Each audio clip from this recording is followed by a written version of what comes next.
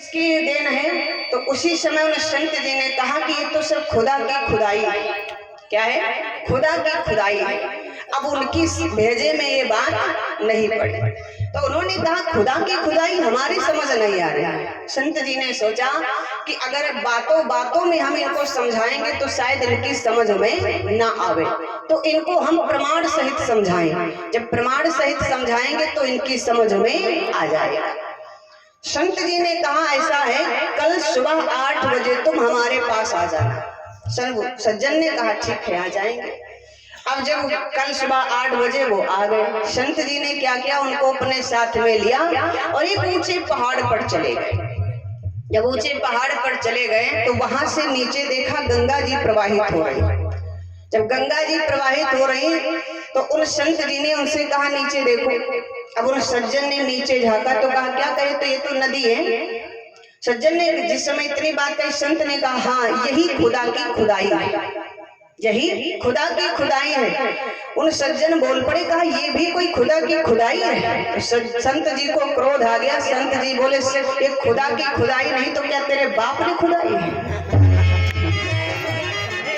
कहने का मतलब ये है कि भाव को समझना चाहिए, है ना। टीका टिप्पणी करने की जरूरत नहीं, भाव को समझना चाहिए। ये सब जब हम देखते हैं तो भगवान की याद आती है। सो नारद बाबा जिस समय हिमालय पर पहुंच गए, गंगा नदी को प्रवाहित होते हुए देखा, बड़ा मगन हो गए। गुफाओं को देखा, मन में विचार आ गया कि मैं थोड़ा यहाँ पर बैठ करके तपस्या कर लूं, यहाँ पर बैठ करके कुछ भगवान का भजन कर लूं। और जिस समय ये भाव आया तो नारद बाबा जाकर एक गुफा में बैठ गए, जिस गुफा का नाम था हिमगिरी गुफा। उसी गुफा में जाकर के नारद बाबा बैठे और नारद बाबा बैठ करके तपस्या करने लगे। जब तपस्या करने लगे तो यहाँ पर भगवती पार्वती ने भगवान शंकर से कहा महाराज यहाँ पर हमारे मन में कुछ शंका हो गई। तो कहा भगवान शंकर ने कैसी शंका हुई? तो कहा महाराज शंका ये हुई कि नारद बाबा को तो श्राप लगा था। श्राप दिया किसने था? महाराज दक्ष ने श्राप दिया था। क्योंकि महाराज दक्ष ने क्या किया था, अपने पुत्रों से कहा था कि तुम जाओ और जाकर के जंगल में कुछ दिनों तक भगवान का भजन करो और फिर भगवान का भजन करने के बाद में फिर आओ और आकर के अपना गृहस्थ जीवन व्यतीत करो। सो महाराज दक्ष के पुत्र जो थे वो जंगल को चले गए तपस्या करने के लिए, भगवान का भजन करने के लिए। और भगवान का भजन करने के बाद में फिर जब वापस वहां से हुए तो नारद बाबा मार्ग में मिल गए। और जब नारद बाबा मार्ग में मिले तो महाराज दक्ष के पुत्रों से पूछा कि तुम लोग कहाँ गए थे? महाराज दक्ष के पुत्र कहने लगे कि हम गए थे भगवान का भजन करने के लिए जंगल में। नारद बाबा ने पूछा अच्छा तो जिस समय तुमने भगवान का भजन किया उस समय तुम्हें कैसा प्रतीत हो रहा था? कहा बड़ा आनंद आ रहा था, भगवान का भजन करते हुए बड़ा आनंद आ रहा था, मानो दुनिया की सारी खुशियां हमें मिल गई। नारद बाबा ने कहा बहुत अच्छा, लेकिन अब कहाँ जा रहे हो? तो कहा अब जा रहे हैं अपने घर को और वहां पर जाकर के अब हम गृहस्थ जीवन व्यतीत करेंगे। जैसे इतनी बात कही कि अब हम गृहस्थ जीवन व्यतीत करेंगे तो नारद बाबा ने कहा तुम्हारी बुद्धि खराब है, तुम्हारी बुद्धि खराब है। तो कहा क्यों? कहा बात ये है कि अभी तुम बर्फी खा करके आए हो और अब तुमको अगर लड़ुआ दिया जाए तो कैसा लगेगा? तो कहा तब तो बड़ा खराब लगेगा।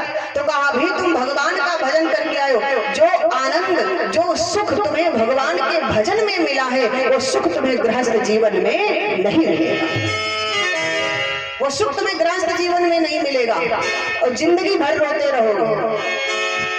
महाराज दक्ष के पुत्रों ने कहा तो क्या करें? तो कहा करना क्या है, अब गृहस्थ जीवन में मत पड़ो, इसके चक्कर में ना पड़ो, अब तो सीधे लौट जाओ और बस वहीं पर जंगल में जाकर के बैठ करके भगवान का भजन करते करते अपने जीवन को व्यतीत करो। दक्ष के पुत्रों की बात समझ में आ गई। उसी क्षण उन्होंने क्या किया, घर बार त्याग दिया और फिर वापस उसी जगह से जंगल को चले गए और भगवान का भजन करते करते अपने जीवन को व्यतीत करने लगे। जब ये बात महाराज दक्ष को पता चली तो महाराज दक्ष को क्रोध आ गया। महाराज दक्ष ने क्या किया, नारद बाबा को बुलाया और जब नारद बाबा आए तो महाराज दक्ष ने कहा कि तुमने हमारे पुत्रों को ऐसा उपदेश दिया कि वो वापस लौटकर घर ही नहीं आए। ऐसा उपदेश दे दिया तुमने, और इस प्रकार से तो न जाने तुम कितनों को बैरागी बना दोगे, कितनों को घर से बेघर कर दोगे। इसलिए जाओ, हम तुम्हें श्राप देते कि तुम एक घड़ी से ज्यादा कहीं पर ठहर नहीं सकते। ऐसा श्राप दिया। अब वो श्राप दक्ष का महाराज नारद बाबा को लग गया। महाराज नारद बाबा एक घड़ी से ज्यादा कहीं पर ठहर नहीं सकते। तो नारद बाबा जिस समय श्राप लगा, लेकिन नारद बाबा को दुख नहीं हुआ, बड़े मगन है, अब तो और बढ़िया रहा है, अब तो और अच्छा रहा। तो किसी ने नारद बाबा से पूछा, कहा महाराज आपको ऐसा श्राप लग गया कि एक घड़ी से ज्यादा आप कहीं ठहर नहीं सकते हो और फिर भी आप मगन हो। तो नारद बाबा ने कहा, अरे हमें श्राप नहीं, ये समझ लो कि श्राप के रूप में हमें तो वरदान मिल गया। तो कहा वो कैसे? कहा वो ऐसे, जब हमें श्राप नहीं था तो हम एक ही आध लोगों के घर में पहुंच पाते और उनके बच्चों को संदेश दे पाते, लेकिन अब तो हमको भी पता एक घड़ी से ज्यादा नहीं ठहर पाएंगे, तो अब तो और ज्यादा घर मंझा लेंगे, अब तो न जाने कितनों को हम बना देंगे बैरागी। जिस समय इतनी बात कही, कहा महाराज आपकी लीला है। आज वही बात भवानी कह रही, महाराज नारद बाबा को तो श्राप लगा था कि एक घड़ी से ज्यादा कहीं पर ठहर नहीं सकते, फिर नारद बाबा ने बैठ करके तपस्या कैसे कर दी, और तपस्या का एक घड़ी में हो जाती भैया? बोलो, एक घड़ी में संभव है तपस्या? अरे एक घड़ी में देखा जाए तो भगवान का नाम भी सही से नहीं ले पाओगे। तो एक घड़ी में तपस्या कैसे की? उसी समय भगवान शंकर बोल पड़े, देवी तपस्या में इतनी ताकत होती है। जिस समय नारद बाबा बैठे तो सुमिरत हरि श्राप गति बाधी, सहज विमल जनु लगी समान। सुमिरत हरि श्राप गति बाधी, बाधी माने बंध गई। उस समय श्राप की गति भी रुक गई थी जब नारद बाबा तपस्या के लिए बैठे। भैया तपस्या कोई साधारण चीज है? परमात्मा का नाम लेना कोई साधारण चीज है? अरे नाम लेके देखो मेरे भाई, श्राप की गति रुक गई। श्राप ने भी नारद बाबा का कुछ बिगाड़ नहीं पाया। श्राप दूर ही खड़ा रहा, नारद बाबा बढ़िया आराम से बैठ करके तपस्या करते रहे। और जब नारद बाबा तपस्या करते रहे, भगवान शंकर ने कहा, देवी ये तपस्या का प्रभाव था, ये भगवान के भजन का प्रभाव था जो श्राप की गति रुक गई थी। श्राप भी नारद बाबा को कुछ बिगाड़ नहीं पाया था। अब नारद बाबा बैठे तपस्या कर, इंद्र ने देखा, देखो जो जैसा होगा उसकी सोच भी वैसी ही होगी। जो लालची होगा उसकी सोच लाने पर आएगा। और भैया सब ठीक, ये ना समझो कि हमारे खैर सल्ला ले आवा, हाँ यो समझ लो कि आज कुछ चापर हो गए। तो वो आएगा तुम्हारे दरवाजे पर, लेकिन वो अपना सोचेगा कि यहाँ से ले क्या जाना है। जो जैसा होगा उसकी सोच हमेशा वैसी ही रहती। इंद्र के अंदर हमेशा लालच रहा है, ध्यान दीजिएगा, इंद्र लालची प्रवृत्ति का है, हमेशा लालच रहा। इंद्र ने देखा नारद बाबा तपस्या कर रहे, इंद्र ने सोचा कि नारद बाबा तपस्या इसलिए कर रहे हैं, ये हमारा इंद्रासन लेना चाहते हैं। और नारद बाबा तपस्या इसलिए कर रहे हैं कि कुछ भगवान का भजन हो जाए तो जीवन कल्याणकारी हो जाए, है कि नहीं? सोच में अंतर है कि नहीं? जो जैसा होगा उसकी सोच वैसी ही होगी। अब इंद्र ने सोचा कि नारद बाबा बैठे तपस्या कर रहे हैं, हमारा इंद्रासन लेना चाहते हैं, हमारे इंद्र पद को प्राप्त करना चाहते हैं। इसलिए इंद्र ने क्या किया, कामदेव को बुलाया। और जब कामदेव को बुलाया, कामदेव आए। क्या बात है महाराज? इंद्र ने कहा, जाओ नारद बाबा हिमगिर गुफा में तपस्या कर रहे हैं, इनकी तपस्या को जाकर के भंग करो, इनकी तपस्या खंडित करो। कामदेव ने कहा, जैसी आपकी इच्छा। कामदेव चल पड़े। जिस समय कामदेव चले हैं, पहुंच गए नारद बाबा के पास में, और नारद बाबा बैठे तपस्या कर रहे हैं। अब देखा है कामदेव ने कि नारद बाबा अपनी आंखें बंद किए बैठे। काम सबसे पहले आंखों से प्रवेश करता भैया, काम का प्रथम प्रवेश द्वार है आंखों से।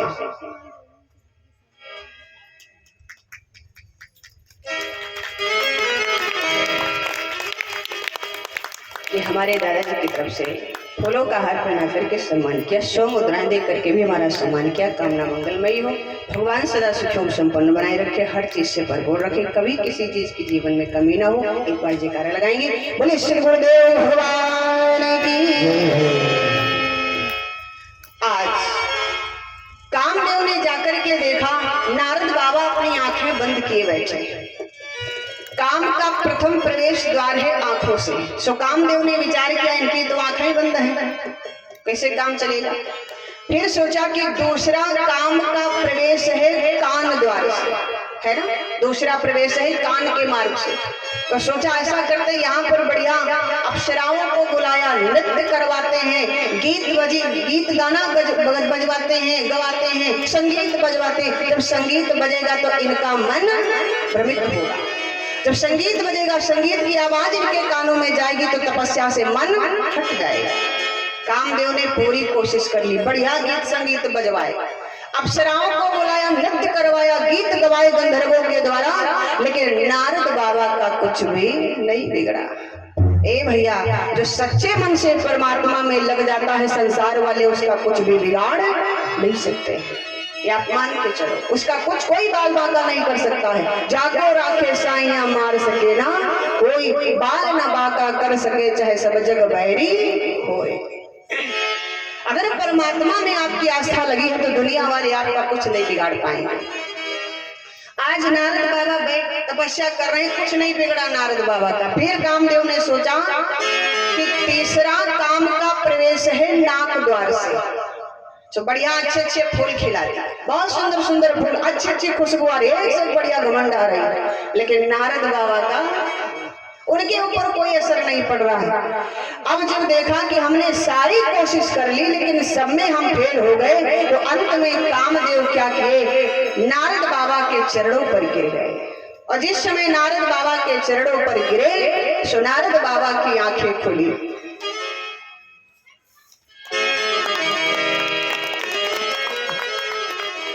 विजय कुमार भैया गुप्ता जी की तरफ से, यही काजू से भैया जी की तरफ से ये पुष्पहार पहना करके हमारा सम्मान किया, शो मुद्राएं दे करके हमारा सम्मान किया। कामना मंगलमयी हो, भैया जी का जीवन में सदा सुख संपन्न बनाए रखे, हर चीज से परिपूर्ण रखे। बोले शंकर भगवान की। कामदेव चरणों पर गिर गए, और जब चरणों पर गिरे तो नारद बाबा की आंखें खुली। कौन चरणों पर गिर गया? आंखें खुली तो देखा कामदेव पड़े। नारद बाबा ने देखा, अरे तुम, क्या बात थी? जैसे इतनी बात कही, कहा महाराज हम आए तो थे आपकी तपस्या भंग करने के लिए, लेकिन महाराज हम हार गए, हम हार गए, आपकी तपस्या हम भंग नहीं कर पाए। वाह, भगवान शंकर पर तो हमने विजय श्री को प्राप्त कर लिया, लेकिन महाराज आपसे हम हार गए। जैसे इतनी बात कही, और इतनी बात सुन करके नारद के अंदर घमंड हो गया।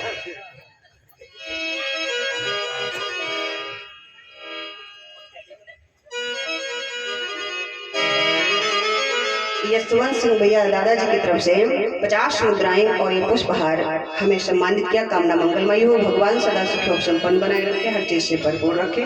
बोले शंकर भगवान की जय। आज कामदेव ने कह दिया कि देखो भोले बाबा तो हमसे हारे, लेकिन महाराज आप हमसे जीत गए। अब नारद बाबा ने सोचा कि अगर हम इनको श्राप देते हैं कामदेव को, कि इन्होंने हमारी तपस्या को भंग करना चाहा, अगर हम इन्हें अब श्राप देते हैं तो हमें पाप लगेगा, और अगर हमें पाप लगा तो अपने पाप को धोने के लिए हमें फिर तपस्या करनी पड़ेगी। तो इससे बढ़िया यही है कि अब इनको हम श्राप ही ना दें। तो जब श्राप नहीं देंगे तो हमें पाप नहीं लगेगा, और जब पाप नहीं लगेगा तो तपस्या नहीं करनी पड़ेगी। इसलिए नारद बाबा ने कामदेव से कह दिया, ठीक है कामदेव, आज तो तुम हमारी तपस्या भंग करने चले आए, लेकिन आज के बाद अगर मैं कभी भी तपस्या करने बैठूं तो हमारी तपस्या में कभी विघ्न डालने मत आना, वरना आज तो हम तुम्हें छोड़े दे रहे, पर आज के बाद नहीं छोड़ेंगे।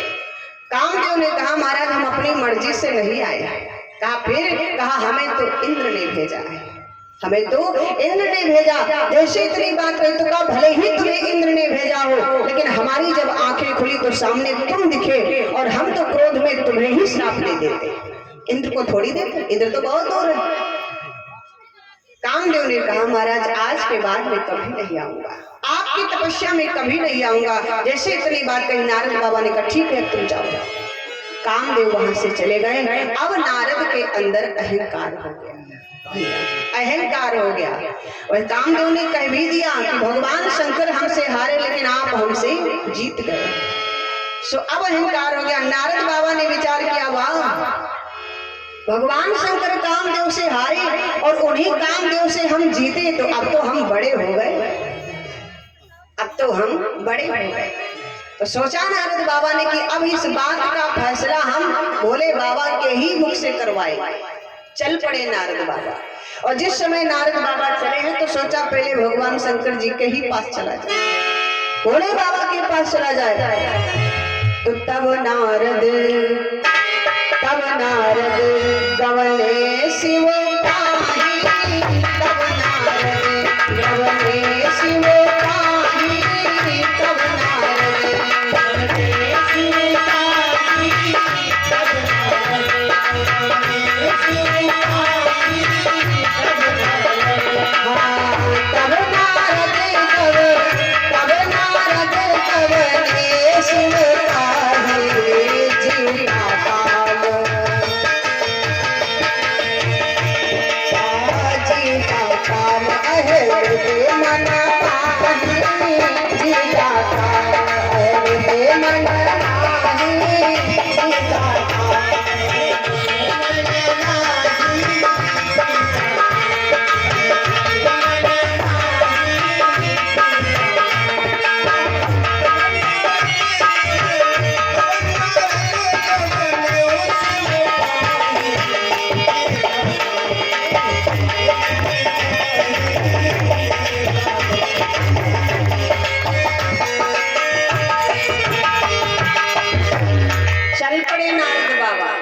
और जिस समय नारद बाबा चले हैं तो भगवान शंकर के ही पास में पहुंचे। जब भगवान भोलेनाथ के पास में पहुंचे, भगवान शंकर ने देखा, आओ नारद, कैसे आना हुआ। भोले बाबा क्या समझ रहे थे कि नारद बाबा क्या लेके आए। जैसे भगवान शंकर ने कहा, आओ नारद, कैसे आना हुआ, क्या खबर लाए हो। नारद बाबा ने कहा, आज खबर नहीं लाए, मारे तमसे खड़े, आज खबर नहीं लाए। भोले बाबा ने कहा, फिर कहा, आज तो हम तुम्हारे मुख से फैसला करवाने आए। भगवान शंकर ने कहा, कहूँ कोई खून उन के डर किस बात का फैसला। तो कहा, महाराज फैसला इस बात का है और हमारी तुम्हारी बात है, इसे हम सोच रहे कि आप इसे फैसला करवा ले। तो कहा भगवान शंकर ने, ठीक है भाई, बताओ बात क्या है। तो कहा, बात यह है, हमने सुना है कि आप कामदेव से हारे हो। भैया जो शिष्य हारा होगा, अगर कोई आपको बीच चौराहे पर थप्पड़ मार दे, ध्यान दीजिएगा, वो आपसे जब जाकर के कोई पूछने लग जाए कि भैया कटोरे चौराहे पर थप्पड़ मारा जा रहा है, तो बोलो सर झुक जाएगा, नहीं झुक जाएगा, शर्म के मारे झुक जाएगा। भगवान शंकर से जिस समय नारद बाबा ने कहा, मैंने सुना है कि आप कामदेव से हारे हो, तो भगवान शंकर धीरे से बोले, हाँ हारे तो। अच्छा, तो महाराज आप कामदेव से हारे हो और हम कामदेव से जीते हैं, तो ये बताओ बड़ा कौन है, तुम बड़े हो या हम बड़े हैं। और भगवान शंकर नारद बाबा को अपना पुत्र मानते हैं और नारद बाबा भगवान शंकर को पिता मानते हैं। लेकिन आज नारद बाबा की बुद्धि देखो, अपने बाप से कह रहे हैं कि तुम बड़े हो या हम बड़े। ये भैया, एक पिता हो, एक पुत्र हो, पुत्र कितने भी ऊंचे पद पर क्यों न पहुंच जाए, किसी पर भी विजय श्री क्यों न प्राप्त कर ले, तो क्या वो पुत्र अपने बाप से कहेगा कि अब आज तक हमने तुमको बाप कहा, तुम हमको बाप कहो। बोलो भैया, कहेगा क्या? नहीं कहेगा ना। पिता अपनी जगह पर है और पुत्र अपनी जगह पर है। पर आज नारद बाबा की बुद्धि देखो, नारद बाबा कह रहे हैं कि मुझे बताइए, आप कामदेव से हारे हो, हम कामदेव से जीते, तो ये बताओ बड़ा कौन है। मान चरित संग करहि सुनाए, तो अति अजान महेश।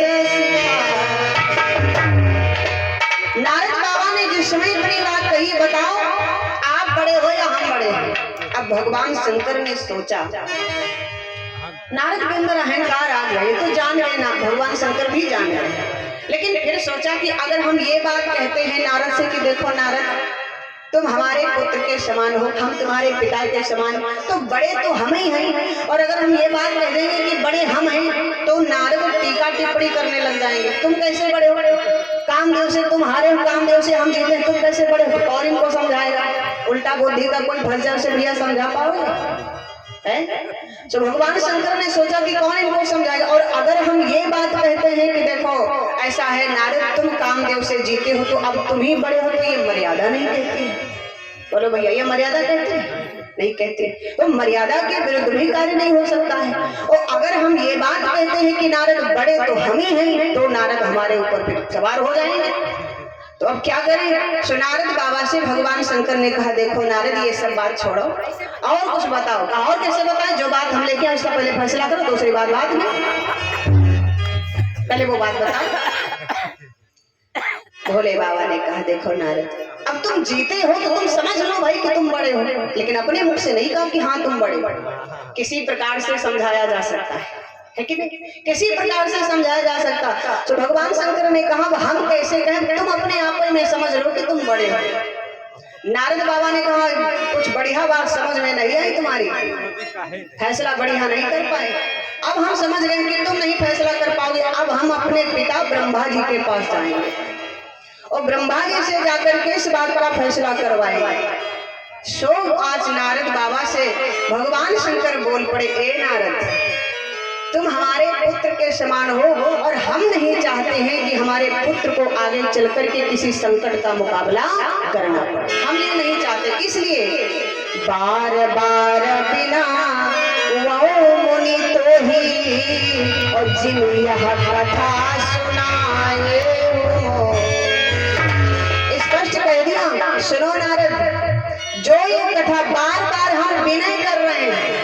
अब बोलो, भगवान शंकर ने कह दिया बार बार बिनवो मुनि तो ही, मैं बार बार तुम्हारे आगे विनय कर रहा हूँ। ये बात जो कथा तुमने हमें सुनाई है, ये कथा कहीं और मत किसी से कह देना। और की बात छोड़ो, कहीं ये कथा भगवान विष्णु से न कह देना, नहीं तो आफत ही तैयार हो जाएगी। कहीं उनसे न कह देना, जिन जन हरि सुनायो कब हो और चले प्रसंग दुरायो तब। ये बात कहीं तुम जाकर के भगवान विष्णु से न कह देना। और सुनो नारद, अगर ये इस बात की चर्चा कहीं पर होने भी लग जाए, अगर इस बात तुम वहां पर बैठे हो और अगर इस बात की चर्चा होने लग जाए कि भगवान शंकर कामदेव से हारे, नारद बाबा कामदेव से जीते, तो इस बात को उसी जगह पर दबा देना, पर इस बात पर कोई चर्चा मत करो। चले प्रसंग दुरायो तब हो, जैसे ये बात उठ जाए तो इस बात को दूर कर देना, कोई दूसरी बात रख देना, पर इस बात पर चर्चा मत करना। नारद बाबा समझ गए। नारद बाबा ने कहा, हम समझ गए, तुम बहुत दूर से चलते हो ना, समझ गए। तो कहा, क्या समझ गए नारद? हम तो तुम्हारी भलाई के लिए बता रहे हैं। नारद बाबा ने कहा, भलाई के लिए बता रहे, हम समझ गए। तुम्हें क्या समझ गए? हम ये समझ गए, तुम ये चाहते हो कि अगर हम ये बात जाकर के अपने पिता ब्रह्मा जी से बताएंगे, अगर ये बात हम जाकर के भगवान विष्णु से बताएंगे महाराज, तो तुम्हारी बदनामी हो जाएगी। अब समझे, बहुत दूर से चले हो, लेकिन अब ये बात हम बता के रहे। तो भगवान शंकर भी समझ गए कि अब तुम्हारा हित नहीं है। बाप समझावे, बेटा न माने तो उसका कल्याण होगा भैया? है कहीं संभव उसका कल्याण? कहीं नहीं संभव। इसलिए भगवान शंकर ने समझाया, लेकिन नारद की समझ में नहीं आया। शंभु दीन उपदेश नहीं नारद ही सुहाना, भरद्वाज कौतुक सुनहु हरि इच्छा बलवान। भगवान शंकर ने समझाया, लेकिन नारद की समझ में नहीं आया। और नारद बाबा ने कहा, अब हम जाकर के ये बात अपने पिता महाराज ब्रह्मा जी से पूछेंगे। तो कहा, नाय मानते हो तो जाओ। चल पड़े नारद बाबा ब्रह्मा जी के पास।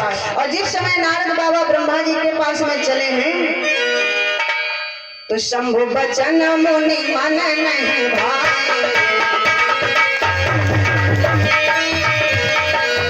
शंभु बचन मुनि मन नहीं भाए, तब बिरंचित लोक सिधाए।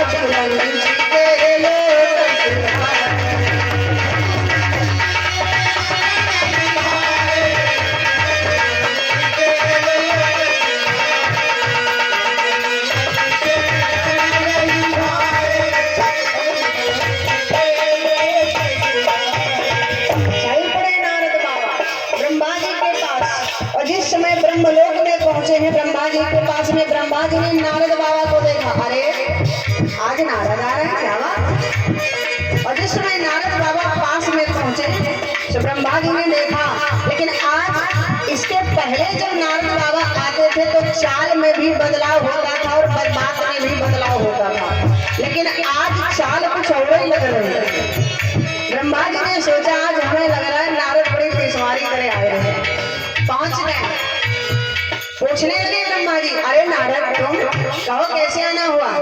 नारद बाबा ने कहा, पिताजी हम आपके पास में एक बात का फैसला करवाने आए हैं, आप पक्षपात की बात मत करना, सही फैसला करना। ब्रह्मा जी ने कहा, हम काहे को पक्षपात करेंगे, बताओ क्या बात है, हम तो बिल्कुल सही फैसला करेंगे। नारद बाबा ने कहा, महाराज ये बताओ भगवान शंकर कामदेव से हारे हैं। और जैसे इतनी बात कही सो ब्रह्मा जी की आगे के समझ गए, कहा तुम कहे वाले हो। पूछा नारद बाबा ने कहा ब्रह्मा जी से, महाराज एक बात बताइए पिताजी भगवान शंकर कामदेव से हारे। ब्रह्मा जी ने कहा, हाँ सुना तो हमने भी था, सुना था। अच्छा सुना था, हाँ। और महाराज सुनो, भोले बाबा कामदेव से हारे हैं और हम कामदेव से जीते हैं। ब्रह्मा जी ने क्या किया, नारद बाबा की पीठ थपथपाई, वाह बेटा वाह, बहुत अच्छा किया तुमने कामदेव पर विजय प्राप्त कर लिया। कहा भाई रुक जाओ, बात तो पूरी सुन लो पहले। कहा ठीक पूरी बात बताओ। तो कहा महाराज भोले बाबा कामदेव से हारे, हाँ हम कामदेव से जीते हैं, बहुत अच्छी बात। अब ये बताओ भोले बाबा बड़े हैं कि हम बड़े हैं। अब ब्रह्मा जी इधर उधर देखने लगे। नारद बाबा ने कहा, महाराज को ढूंढ रहे हो। कहा हाँ ढूंढ रहा हूँ। क्या ढूंढ रहे हो, कमंडल। क्यों, मारे तुम्हारी खोपड़ी पर तुम्हारा दिमाग सही हो जाए। नारद बाबा ने कहा क्यों, मारना क्यों चाहते हो। कहा अरे तेरी बुद्धि भ्रष्ट हो गई, भगवान शंकर की तो बराबरी कर रहा है। अरे भोले बाबा भोलेनाथ उनसे बड़ा तो बड़ा कैसे हो सकता, तू कभी नहीं बड़ा हो सकता है। तो उनके लिए पुत्र के समान है, और पुत्र कितना भी बड़ा क्यों ना हो जाए लेकिन बाप से वो हमेशा छूटता ही रहता है। बाप के सामने हमेशा पुत्र ही रहता है। कितने भी बड़े ऊंचे पद पर क्यों ना पहुंच जाए, किसी पर भी विजय श्री को क्यों ना प्राप्त कर, लेकिन वो बाप से बड़ा थोड़ी हो सकता है। तो कैसी बात कर रहा है, तेरी बुद्धि भ्रष्ट हो गई। नारद बाबा ने कहा, समझ गए तुम लोग एक ही थाली की चलता बनता। हाँ हम समझ गए, अब यहाँ पर भी हमारी बात का फैसला नहीं हो पाएगा। अब तो हमको हाई कोर्ट जाना ही पड़ेगा, यहाँ फैसला नहीं हो पाएगा। तो चल पड़े नारद बाबा। और जैसे नारद बाबा चले तो ब्रह्मा जी ने कहा, कहाँ जा रहे हो। कहा तुमसे बात नहीं करनी। क्यों, अब तो हम जा रहे हैं भगवान विष्णु के पास। नारद बाबा जिस समय इतनी बात बोली, ब्रह्मा जी ने कहा, अब तुम्हारा सत्यानाश होगा। अब हुआ तुम्हारा, अगर हमारी बात मान लेते तो बच जाते, लेकिन वहां पर जाकर के तुम बचने वाले नहीं। ब्रह्मा जी ने समझाया वहां मत जाओ। नारद ने कहा वहां तो हम जाके रहेंगे, क्योंकि यहाँ पर हमारी कोई सुनवाई नहीं हो रही, तब तो वहां जाना ही पड़ेगा। चल पड़े नारद बाबा। और जिस समय नारद बाबा चले हैं तो तुलसी बाबा ने लिख दिया। जिस समय तुलसी बाबा ने लिख दिया, नारद बाबा अपनी बीड़ा को बजाते हुए चल पड़े कि एक बार करतल बर बीना गावती हरि गुण गावत बीना। एक बार करतल बर बीना गावती हरि गुण गावत बीना।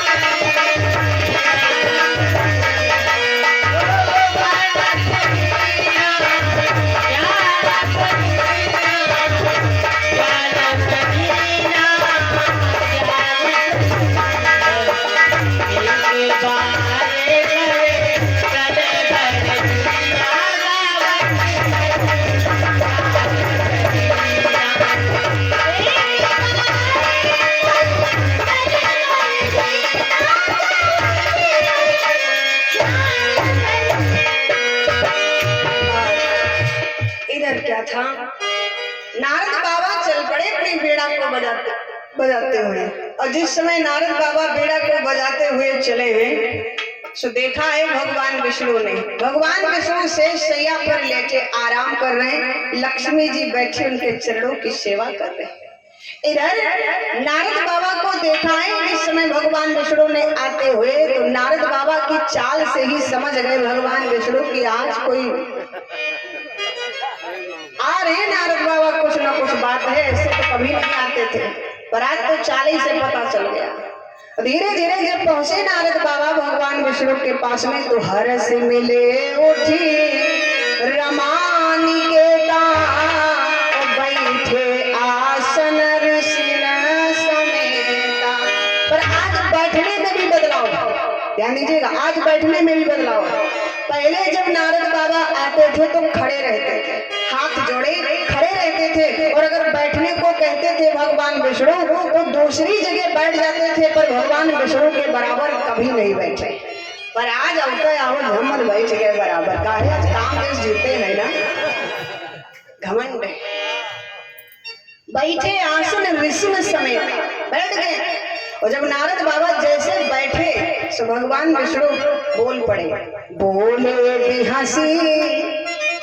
एक है हंसना, एक है बिहसना। हंसना तो ठीक भैया, लेकिन बिहसना खतरा है। बिहसना खतरा, और भी भगवान का भी हंसना महाई खतरा है। आज नारद बाबा से भगवान विष्णु हंस के नहीं, बोले बिहसी चराचर राया, अरे बहुदे दिनन की नमो निराया। आओ नारद, कैसे आना हुआ? और जैसे इतनी बात कही कैसे आना हुआ, सो नारद बाबा बोले, महाराज आज तो हमें एक बात का खींच करके घूंघट वहां से चली गई। और जैसे खींच करके घूंघट वहां से चली गई, अब नारद बाबा कौन बात लेके आए थे, यहाँ पर दूसरी शंका प्रकट हो गई। नारद बाबा ने कहा, महाराज एक बात बताओ। भगवान विष्णु ने कहा, पूछो। नारद बाबा ने कहा, महाराज जब हम पहले आपके पास आते थे तो ये माता लक्ष्मी जी हमारे साथ में बैठी रहती थी, बढ़िया हमसे बातचीत करती थी, लेकिन आज इन्होंने हमारे आते ही आते उन्होंने घूंघट खींच लिया, और खींच करके घूंघट यहाँ से चली क्यों गई? क्या कारण है? और घूंघट क्यों खींचा? मैं तो इनका पुत्र हूँ, ये हमारी माँ है, और माँ के सामने पुत्र का पर्दा कैसा? और या फिर हमेशा ऐसा करती आती होती तो शंका नहीं होती, पर हमेशा तो बढ़िया बात के बैठ के बातचीत करती थी, पर आज घूंघट क्यों खींच लिया? बोल पड़े नारद बाबा, सुनो महाराज, अगर नारी घूंघट खींचती है तो या तो अपने ससुर के सामने घूंघट खींचेगी, और या फिर अपने जेठ के सामने घूंघट खींचेगी, लेकिन पुत्र के सामने घूंघट नहीं खींचेगी। तो बोल पड़े नारद बाबा, ना तो हम इनके ससुर हैं और ना हम इनके जेठ हैं, तो ये घूंघट खींचने का है। कौन बात लेके आए थे, कौन बात मबिर गए। नारद बाबा बोले, क्या बोले? सुनो महाराज, कि ना हम ससुर न जेठ तुम्हारे। बोले नारद बाबा, ना हम ससुर न जेठ तुम्हारे, कहीं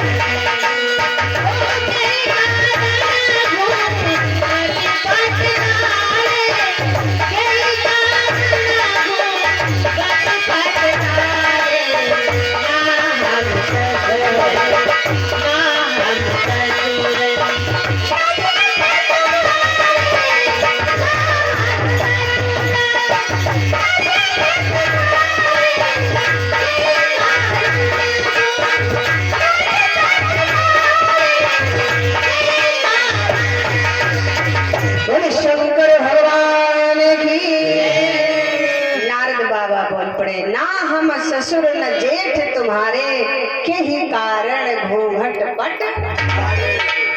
तो भगवान विष्णु बोल पड़े, सुनो नारद, इनकी छोड़ो, तुम अपनी बताओ, तुम आए क्यों? कहा महाराज पहले हमको ये बताओ, इन्होंने घूंघट क्यों डाला? नारद बाबा ने कहा ये बताओ पहले, बाद में अपनी बात बताओ। भगवान विष्णु ने कहा सुनो, जो माया सब, ये माया है, ये क्या है? माया है। जो माया सब अरे जग ही न चावा, नारद जाहि चरित लख का हो न पा। इस माया ने तो सारे जगत को नचा, इसका चरित्र कोई नहीं जान पाया, इसलिए तुम अपनी बात बताओ, इनके चक्कर में करो, अपनी बात बताओ। जैसे कहा अपनी बात बताओ। नारद बाबा ने कहा अच्छा महाराज तो अपनी बात सुनो, हमारी बात क्या है? तो कहा बताओ। कहा हमारी बात ये है, आप भी शायद जानते हो, आप तक ये बात पहुंची कि नहीं पहुंची? तो कहा नारद बताओ वाले तो तुम्हें, नारद बाबा को पत्रकार भी कहा गया, दुनिया खबर पहुंच ले नारद बाबा से। हाँ, पत्रकार से कम नहीं। तो नारद बाबा ने कहा शायद आपने भी ये बात सुनी हो।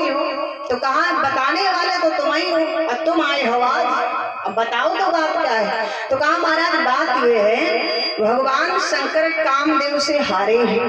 भगवान विष्णु ने कहा हाँ, और महाराज हम कामदेव से जीते हैं। अच्छा है, तो बहुत अच्छी बात। कहा अच्छी बात थोड़ी, हम फैसला जो करवाने हैं फैसला करो भाई, अच्छी बात तो बाद में। तो कहा फिर ठीक बताओ। कहा भोले बाबा कामदेव से हारे, हम कामदेव से जीते, तो ये बताओ बड़ा कौन है, भगवान शंकर या हम? भगवान विष्णु भी चक्कर में पड़ गए। आज का पूछ बैठे नारद, होश में तो हो? हाँ बिल्कुल महाराज, हम होश में, बढ़िया दिमाग बढ़िया काम कर रहा हमारा। हमें लग रहा है कि आज तुम बेहोश हो। नहीं नहीं महाराज, हम तो होश में। मुझे बताओ। इसी बात को लेकर के हम भोले बाबा के पास गए थे, उन्होंने भी आगे वाले में डाल दिया। फिर ये बात लेकर के हम अपने पिता महाराज ब्रह्मा जी के पास गए, उन्होंने भी सच्चाई नहीं बताई, इसलिए अब हम तुम्हारे पास आए हैं। और हमें विश्वास है कि आप हमको इसकी सच्चाई जरूर बताओगे, कौन बड़ा है और कौन छोटा है। भगवान विष्णु ने कहा ये बात है? हाँ महाराज यही बात है, मुझे बताओ। जिस समय इतनी बात कही तो कहा सुनो नारद, इस बात का जवाब, इस बात का उत्तर हम आपको अभी नहीं बताएंगे। तो कहा फिर कब बताओगे? कहा समय आने पर। ए भैया, किसी बात का फैसला जल्दबाजी में नहीं करना चाहिए, क्योंकि जल्दबाजी में किया हुआ फैसला गलत भी हो सकता है। इसलिए किसी बात का फैसला जल्दबाजी में नहीं करना चाहिए। नारद बाबा से भगवान विष्णु बोले देखो नारद, आज तो तुम जाओ यहाँ से, आज हम तुम्हारे इस प्रश्न का उत्तर नहीं दे पाएंगे। तो कहा फिर? कहा समय आने पर, समय आने दो, क्योंकि भगवान विष्णु भी समझ रहे हैं कि अगर ये भगवान शंकर के पास गए, यही बात उनसे रखी, तो उन्होंने इनके हित के लिए ही बात बताई होगी, लेकिन इन्होंने उनकी बात नहीं मानी। अपने पिता ब्रह्मा जी के पास गए तो उन्होंने भी इनको समझाया होगा, फिर भी ये नहीं माने। तो अगर हम भी ऐसे बातों बातों में इनको समझा देंगे तो इनकी समझ में नहीं आएगा, और हम इनको प्रमाण सहित समझाएंगे तब इनकी समझ में बढ़िया आ जाएगा। बोलो आएगा कि नहीं? अगर ऐसे किसी को कोई बात समझाई जाए, उसकी समझ में ना हो, तो उसको प्रमाण सहित समझा दो, तब तो समझ में आ जाता है ना। कहा नारद, हम तुम्हें इस बात का फैसला तुम्हारे आज नहीं, समय आने पर तुम्हारे प्रश्न का उत्तर हम तुमको दे देंगे। कहा कब दोगे? मैं कहा समय हमारे का है, आप जो दो समय आने। ठीक है, आज तुम जाओ यहाँ से। अब क्या था, नारद बाबा जो थे वहां से चल पड़े।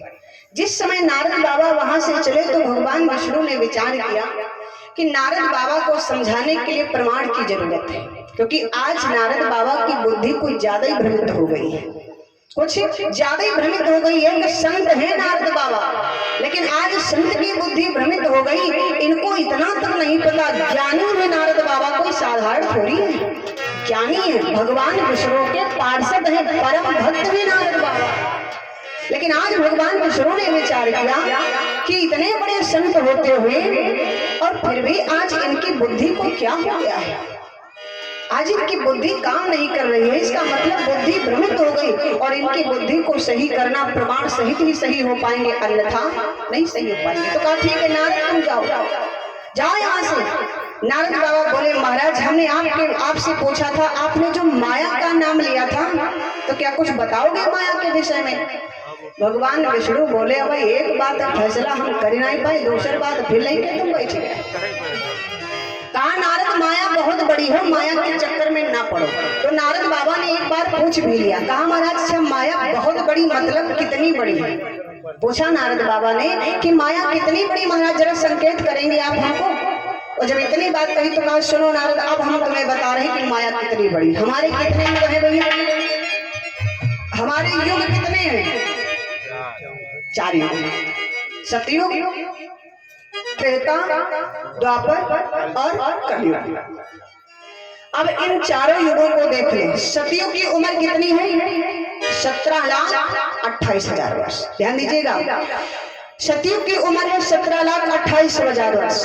त्रेता की उम्र कितनी है? 12,96,000 वर्ष। और द्वापर की उम्र कितनी है? 8,64,000 वर्ष। और कलयुग की उम्र कितनी है? 4,32,000 वर्ष। अब इन चारों युगों की आयु को एक में मिला दीजिए तो कुल टोटल कितना हुआ? 43,20,000 वर्ष। ना मानो तो मोबाइल चला लो। 43,20,000 वर्ष। नारद बाबा को भगवान विष्णु समझा रहे कि माया कितनी बड़ी है। ध्यान दीजिएगा, चारों युगों की आयु को एक में मिला दीजिए तो कितना हुआ? कुल टोटल 43,20,000 वर्ष। अब ध्यान दीजिएगा, 1,43,20,000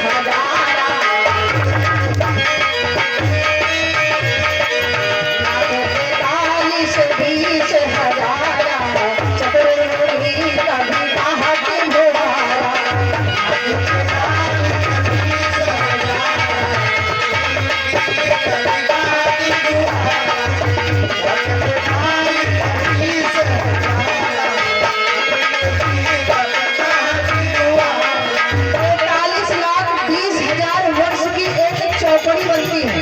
ध्यान दीजिएगा, 1,000 चौकड़ी भी 1,000 चौकड़ी भी के ब्रह्मा दिवस काला बसोरी के।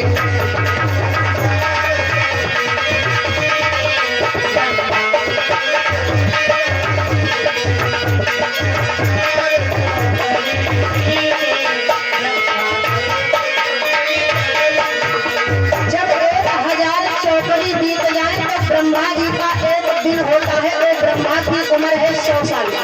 अब सुनो, ब्रह्मा की उम्र है 100 साल। ध्यान दीजिएगा, 1,000 विधाता मरण। जब 1,000 ब्रह्मा पैदा होकर के मर जाए, 1,000 विधाता मरण, विष्णु घड़ी तब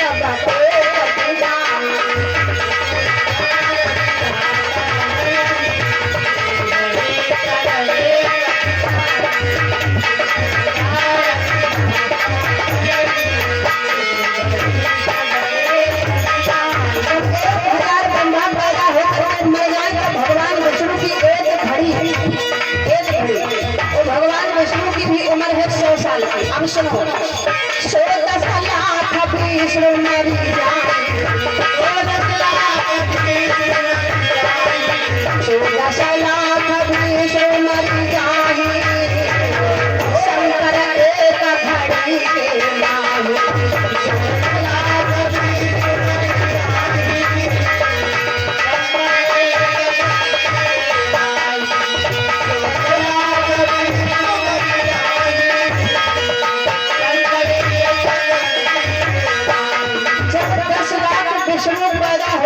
मर जाए तब भगवान शंकर की एक घड़ी, भगवान शंकर की एक घड़ी। और ध्यान दीजिए, 11 शिव की उम्र बीता,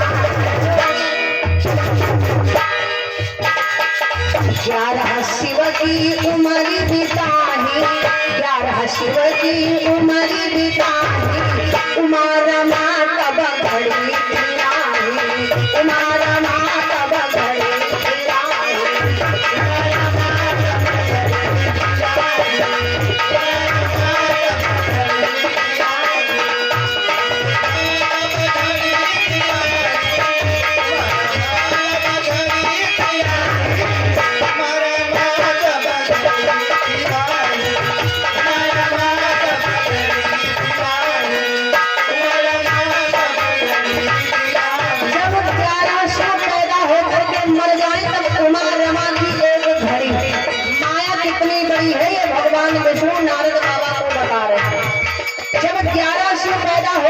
मर जाए तब उमा रमा की एक घड़ी और सुनो। अरे उमा रमा जब मरे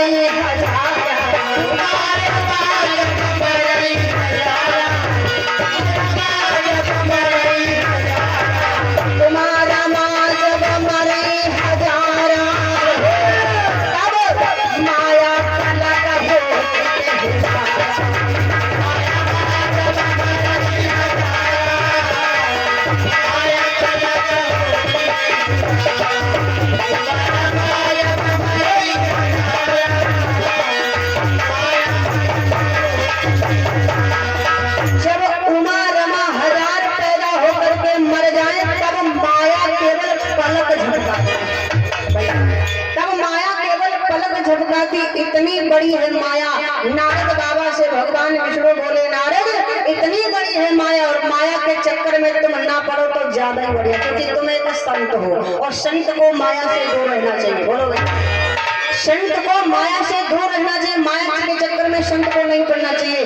भगवान विष्णु बोले, नारद तुम संत हो और संत को माया से दूर रहो तो ज्यादा ही बढ़िया। कौन कहता कि माया छोटी भाव दिया है? सुंदर संतों ने बड़ा सुंदर भाव दिया। क्या कि कैसे कहती तुम छोटी ये माया, कैसे कहती तुम छोटी हमारी जिया है सबसे छोटी। कैसे कहती तुम छोटी हमारी जिया है सबसे छोटी। कैसे कहती तुम छोटी हमारी जिया है सबसे छोटी। कैसे कहती तुम छोटी हमारी जिया है सबसे छोटी। अरे हरी सबसे छोटी दाता है सबसे छोटी। हरी सबसे छोटी दाता है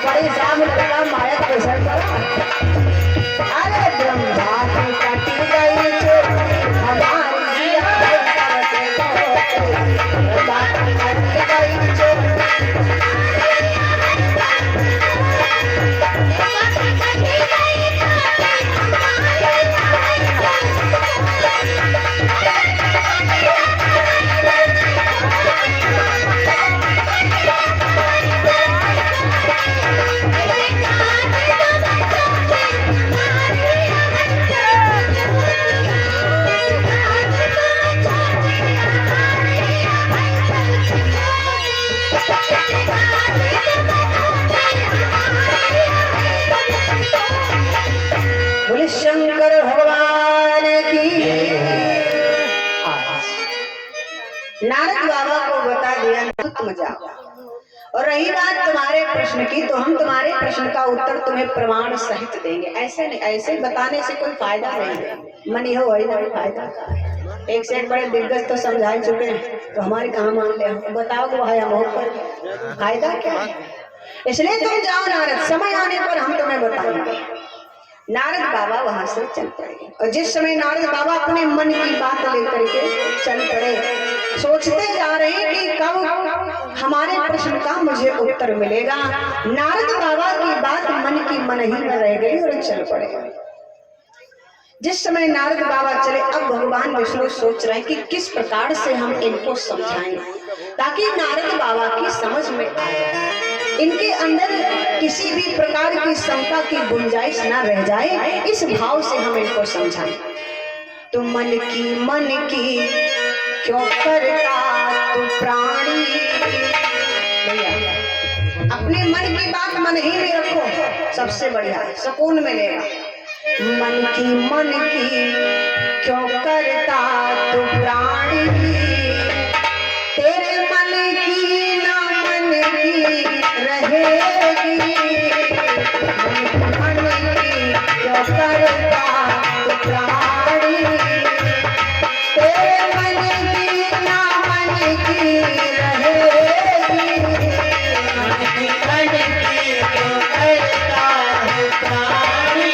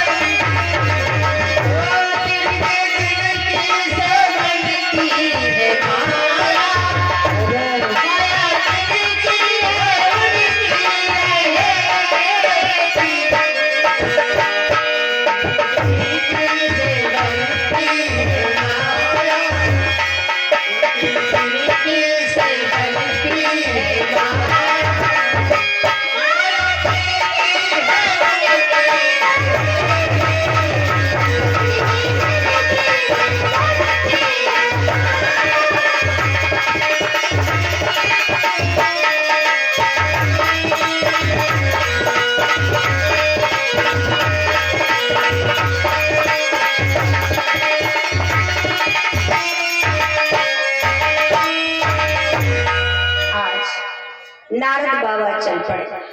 और जिस समय नारद बाबा चले हैं, मार्ग में जा रहे हैं नारद बाबा, अब भगवान विष्णु ने विचार किया कि इनको समझाना है।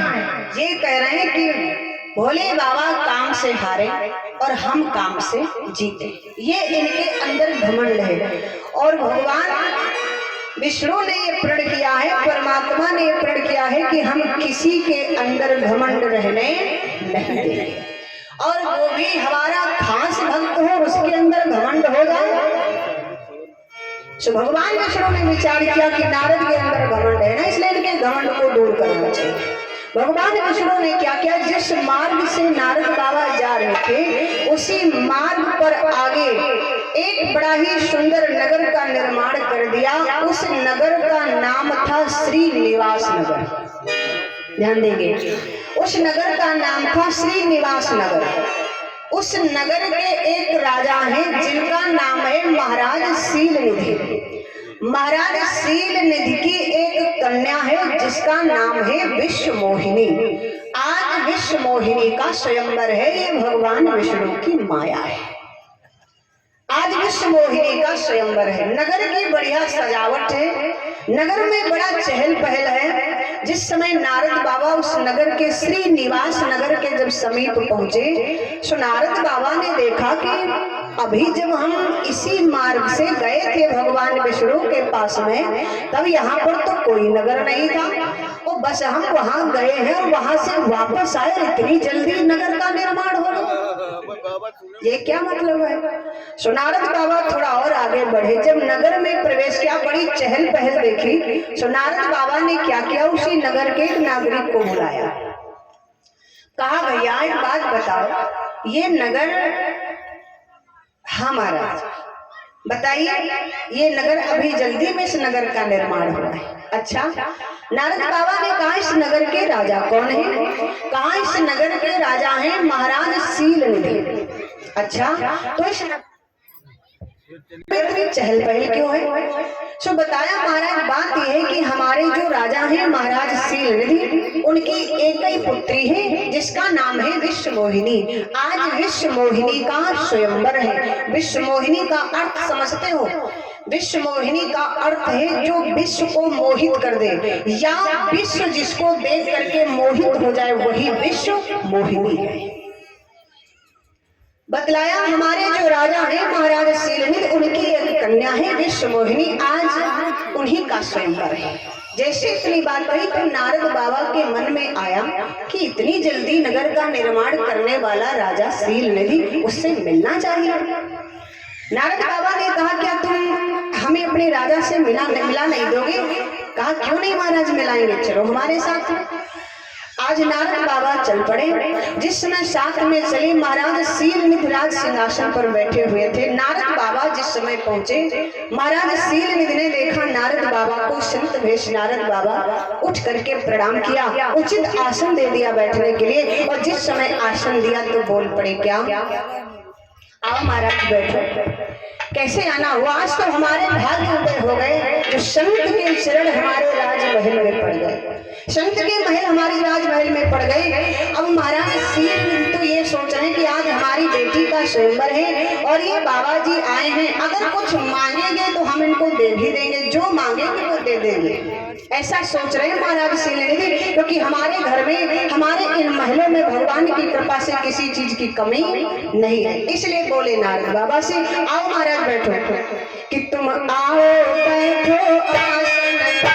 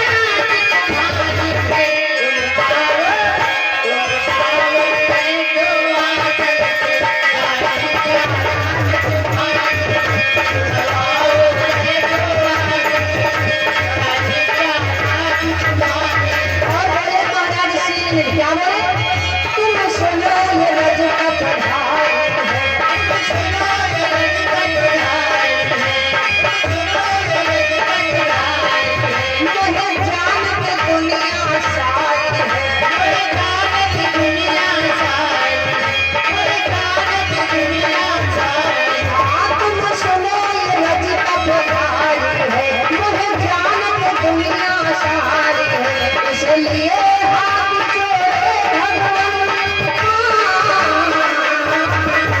इसलिए हाथ जोड़े भगवान, ये तुमसे विनय हमारी है, तुम आओ,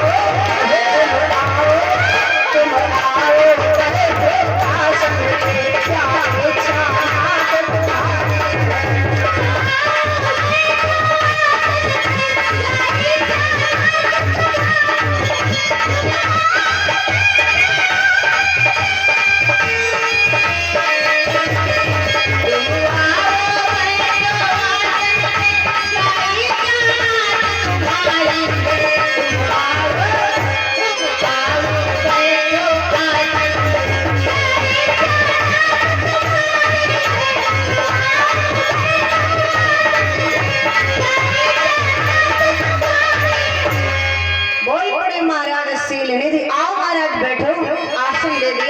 तुम्हारी आसन दिया है नारद बाबा को बैठने के लिए। आज नारद बाबा बैठे गए।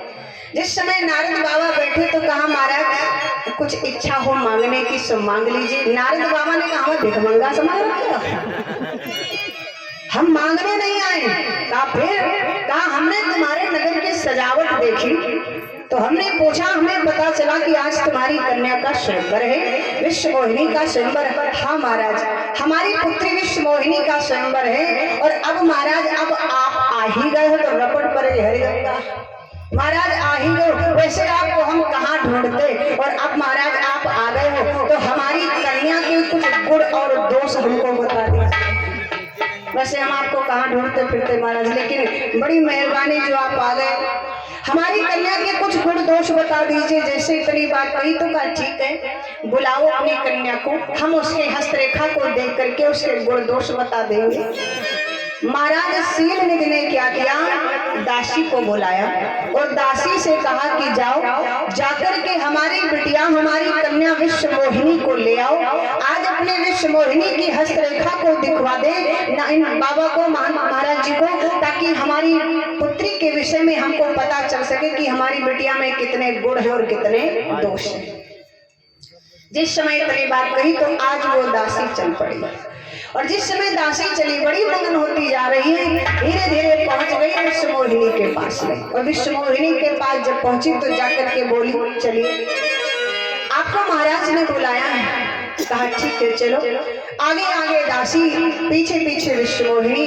दासी जाकर के पहुंची महाराज शीलनिधि के पास में, पीछे से विश्व मोहिनी भी पहुंच गई। अब विश्व मोहिनी को सामने आसन दे दिया, नारद बाबा सामने आसन पर बैठ गए। लाओ बढ़ाओ अपना हाथ। विश्व मोहिनी ने अपना हाथ बढ़ा दिया। अब नारद बाबा क्या करते हैं, विश्व मोहिनी की अभी तो हस्तरेखा ही देखी, ध्यान दीजिएगा, अभी हाथ ही को देखा है। और जिस समय हाथ देखा तो बतलाने लगे, सुनो राजन, तुम्हारी कन्या में गुण तो एक भी नहीं है, तो दोष तो एक भी नहीं है, तुम्हारी कन्या में दोष एक भी नहीं है। महाराज सब गुण ही गुण, हाँ तुम्हारी कन्या सर्वगुण संपन्न है। हस्तरेखा को देख करके बता, सर्वगुण संपन्न है। बोल पड़े नारद बाबा, क्या लक्षण और बिलो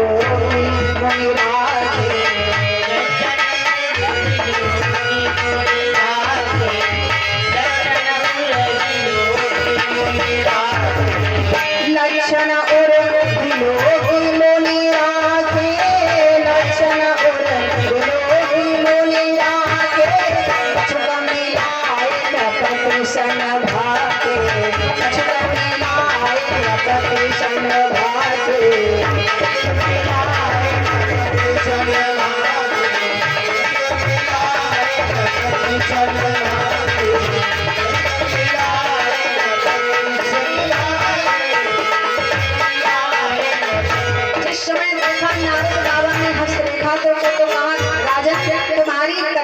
सब गुणे गुण भरे हैं, दोष एक भी नहीं। लेकिन हस्तरेखा देखते देखते नारद बाबा की दृष्टि विश्व मोहिनी के चेहरे पर पड़ गई। और जैसे विश्व मोहिनी का चेहरा देखा तो उसी समय नारद बाबा अपनी सुधी बुद्धि भूल गए। संत है नारद बाबा, अपनी सुधी बुद्धि भूल गए। और जिस समय विश्व मोहिनी के चेहरे को देखा तो देखी रूप मोनि बिरति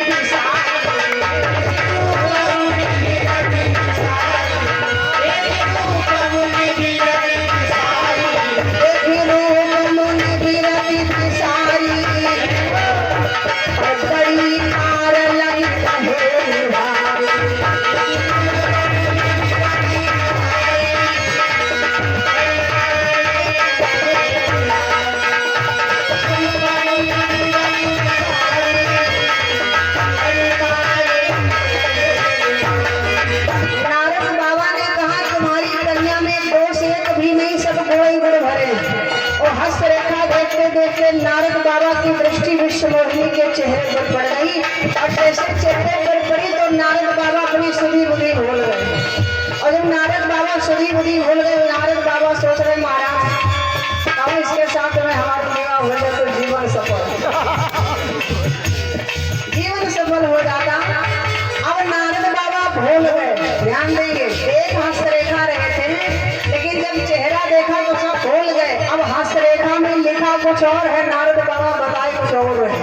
क्या बता रहे हैं? हस्तरेखा में क्या लिखा था? जो यहाँ पर अमर सोई हो। इसका अर्थ समझो, कन्या की हस्तरेखा में लिखा था कि जिसके साथ में इस कन्या का विवाह होगा वो पहले से अमर होगा, वो पहले से ही अमर होगा। और नारद समझ में नारद बाबा की समझ में ये आ रहा है कि जिसका विवाह इसके साथ में होगा वो अमर हो जाएगा। था क्या? पहले से ही अमर होगा, इसके साथ में इसका विवाह होगा। और नारद बाबा समझ रहे हैं कि जब इसके साथ में जिसका विवाह होगा वो अमर हो जाएगा। उल्टा बता रहे हैं, सीधी गोली सब भोले बैठे, उल्टा है तो बस ये बताइए। जो यहाँ पर अमर सोई हो। नारद बाबा बता रहे, सुनो महाराज, जो यहाँ पर अमर सोई हो, समर भोगी जी कई ना को, समर भोगी जी कई ना को,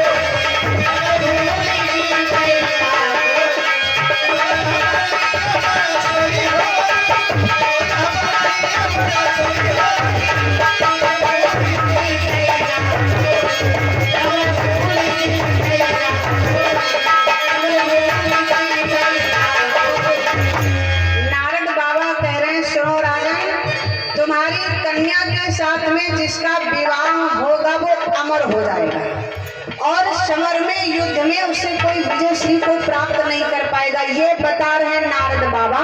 और लिखा ये है कि तुम्हारी कन्या का विवाह जिसके साथ में होगा वो पहले से ही अमर होगा, पहले से ही अमर होगा।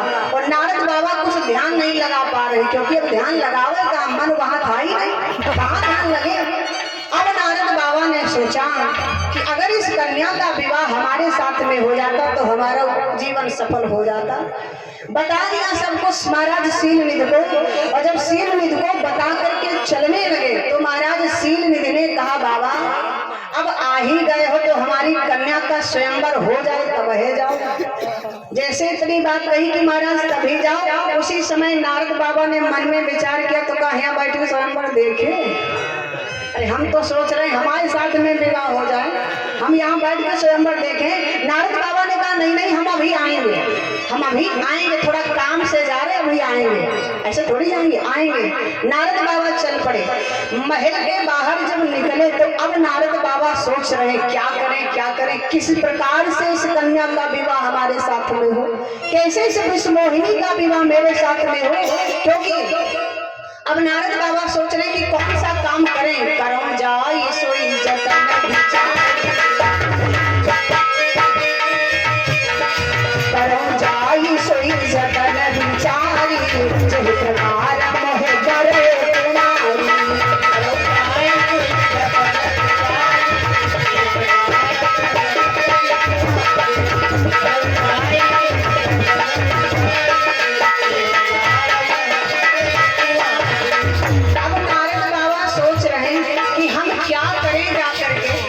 जिससे कि विश्वमोहिनी का विवाह हमारे साथ में हो जाए, ये हमारे गले में जयमाल डाल दे। अब नारद बाबा ये नहीं समझ पा रहे, इधर विश्वमोहिनी है तो विश्वमोहिनी का जोड़ा भैया क्या है, और भगवान विष्णु कौन है, विश्वमोहन। ध्यान दीजिएगा, भगवान विष्णु है विश्वमोहन और यहाँ है विश्वमोहिनी। तो विश्वमोहन और विश्वमोहिनी का जोड़ा है भैया कि नारद बाबा बीच कहाँ है, किनका जोड़ा है। पर नारद बाबा की आज बुद्धि काम नहीं कर रही है भैया। अब नारद बाबा सोच रहे हैं कि क्या करें, कैसे ये विश्वमोहिनी हमारे गले में जयमाल डालेगी। नारद बाबा ने सोचा समय ज्यादा है नहीं, 2-4 दिन का समय होता तो कम से कम तपस्या के बल पर सुंदरता मांग ले, इस थोबड़े पर तो विवाह होगा नहीं, बड़ा नहीं चेहरे। हैं, इस पर तो विवाह होगा नहीं। कुछ अगर समय होता 2-4 दिन का, महीने भर का, तो कम से कम महाराज तपस्या कर लेते, तपस्या के बल पर रूप सुंदरता पा लेते, जाप कर लेते, लेकिन समय है नहीं, इसलिए जब तक कछुना होते ही समय नहीं हमारे पास निकलना। जब तक कछुना होते ही तारा जहरी मिलई बड़ा परेशान है नारद बाबा, कैसे मिलेगी हमको ये, कैसे मिलेगी? तो फिर सोचा एक उपाय, ना तो जाप हो पाएगा ना तो तपस्या हो पाएगी। इसलिए ऐसा करते हैं कि भगवान विष्णु को बुलाते हैं और उनसे उनकी सुंदरता मांग लेते हैं, बिहाव तो हो जाएगा उनसे। इसलिए हरिशन मांगो सुंदरता, हरिशन मांगो सुंदर पाई, होई है जात बरुआर भाई, होई है जात बरुआर भाई, होई है जात बरुआर भाई, होई है जात बरुआर भाई। हरिशन मांगो सुंदर पाई, हरिशन मांगो सुंदर पाई, होई है जात बरुआर